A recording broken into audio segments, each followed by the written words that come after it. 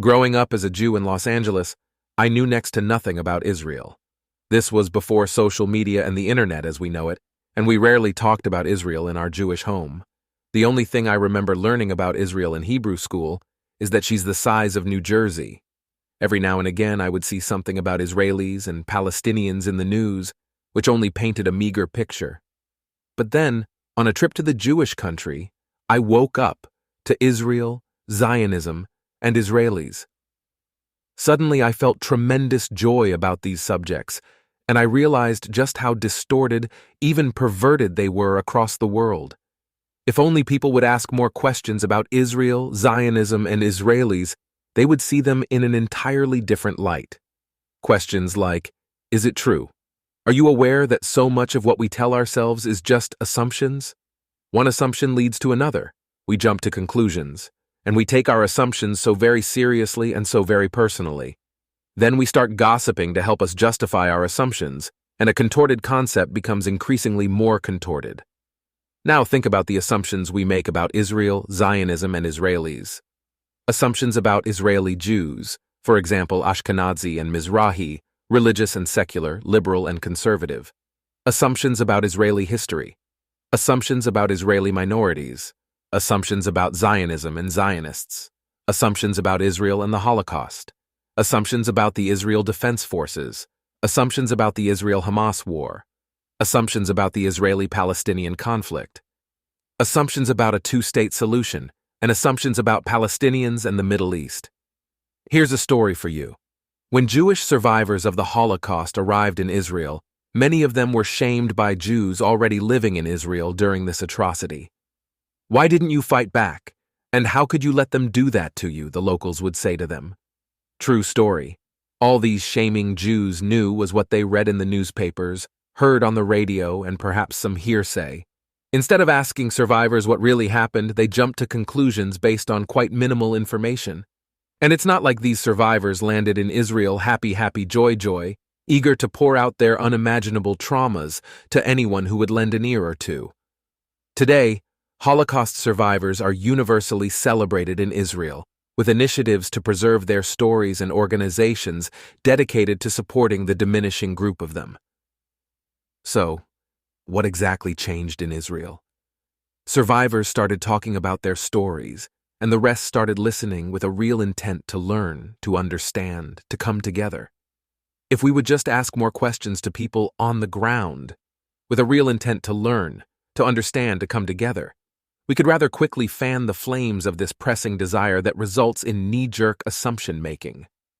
Dr. Warren Goldstein, the chief rabbi of South Africa, calls this making space for each other, which means transcending our ego, rising above ourselves, and developing the capacity to show understanding, forgiveness, and compassion to those around us. Another question to ask: can you absolutely know it's true? It's easy to make generalizations, and that's where this second question comes in. Sure, on the surface, something might be partially true, but is it absolutely true? The answer in most cases is no, because life is filled with nuance. For example, if you've never lived in Israel or had an intimate relationship with an Israeli, it can be hard to understand the dissent that many Israelis feel toward Arabs, that is, Arab Israelis, the Palestinians, and Middle Eastern Arabs in general. Yet the thousands of Israelis I've met were not born this way, nor were they instructed by their families from an early age to feel unfavorably about Israelis, nor were they educated as such in school.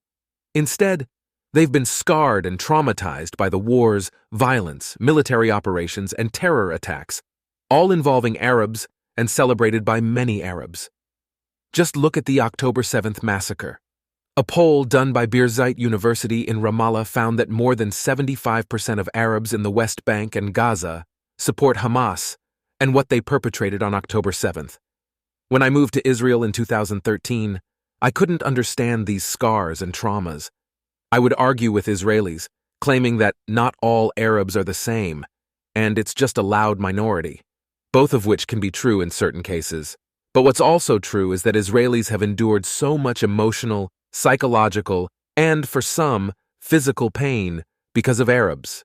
And one doesn't cancel out the other out. This is why I have tremendous empathy for Israelis. and I understand why many of them are single-issue voters, largely around security. I too have become more conservative in my voting since 2013, as I increasingly understand the complex reality on the ground here in Israel and across the Middle East. But I also believe we should try in good faith to achieve peace with the Palestinians and better engage Israeli Arabs in Israeli society, while not making the same mistakes we've made before, such as unilateral withdrawal from Gaza and enabling tremendous Palestinian corruption. The point is, there's a ton of nuance involved in mainstream Israeli society, in Arab Israeli society, among the Palestinians and their factions, etc. The bedrock of this nuance is history, and in our histories, we have countless scars and traumas, many of which dictate how people think, feel, act, and behave today. I don't think most of us are truly evil.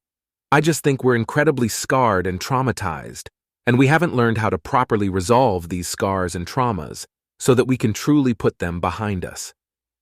I'm talking about people in general here, not just Israelis.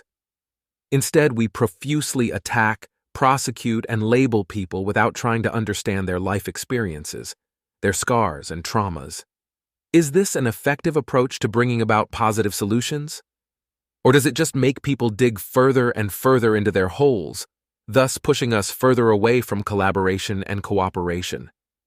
Another question to ask: how do you react when you believe your biases? Does believing your unexamined thoughts about Israel, Zionism, or Israelis make the situation better or worse? Does it help or hurt? Are you resentful, bitter, caustic, or closed off? Do these behaviors make you appreciate Israel more or less? Do your behaviors help you get the validation you want? Confirmation bias, the tendency to search for, interpret, favor, and recall information in a way that confirms or supports our pre-existing beliefs or values, is powerful. Take, for example, instantaneous reactions to the bombing of Al-Ali Hospital by prominent media outlets and public figures. Instead of waiting for investigations on how the bombing occurred, people such as U.S. Congresswoman Rashida Tlaib and respected outlets like the New York Times rushed to proclaim Israel as the culprit. In spite of the extensive evidence supporting that it was a Hamas rocket that exploded, they continued to blame Israel for it. No amount of analysis and evidence could sway them, as the false narrative better corroborates with their preconceived bias that the State of Israel aims to indiscriminately kill civilians. When people would like a certain idea or concept to be true, they end up believing it to be true, said economics expert Shahram Heshmat. They are motivated by wishful thinking. This error leads the individual to stop gathering information when the evidence gathered so far confirms the views or prejudices one would like to be true. The framing effect is another cognitive bias in which our choices are influenced by the way they are wrapped around different wordings, settings, and situations. It is a powerful communication tool used to convince people to take an action based on their emotional response, rather than on facts, nuance, and context. For example, one influencer I know decided to promote a fundraiser for Palestinian children immediately after the Israel-Hamas war broke out. In and of itself, it's hard to argue against anything that has to deal with children, but this is exactly what the Palestinians are after. When they wrap their suffering around children, it immediately creates an emotional response. But if we were to understand why there are so many children in Gaza, and if we were to dig deeper into the reality that so many humanitarian organizations are used to embezzle money for Palestinian terrorism and enriching their leaders, we might think differently about Palestinian children the next time an influencer or media outlet emphasizes this term. And lastly, ask yourself, who or what would you be without your biases? When people only seek information that confirms their existing beliefs, they may ignore or dismiss information that contradicts those beliefs. Additionally, echo chambers, emboldened by social media algorithms, can create a culture where dissenting views are discouraged or dismissed, and bias only leads to more bias. Thus, the simplest way to avoid confirmation bias is to look at a belief you hold and search out ways in which it might be wrong, rather than the ways in which it is right. Diversify your news sources, engage with more people on the ground, favor long-form content over short-form varieties, and most importantly, be aware of what organizational psychologist Adam Grant calls the story in your head.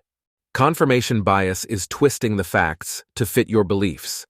Critical thinking is bending your beliefs to fit the facts, said Grant. Seeking the truth is not about validating the story in your head. It's about rigorously vetting and accepting the story that matches the reality in the world. One of the easiest critical thinking tricks is to practice an opposite sentence of information in front of you. For example, Israel's war on Gaza, deadliest in modern history for journalists, becomes Israel's war on Gaza, safest in modern history for journalists. Turns out, the turnaround is actually correct. According to an annual report of the organization Reporters Without Borders, this year 45 journalists were killed around the world doing their work, including 17 during the Israel-Hamas war, the lowest figure since 2002. I am a lover of what is, said author Byron Katie. Not because I'm a spiritual person, but because it hurts when I argue with reality.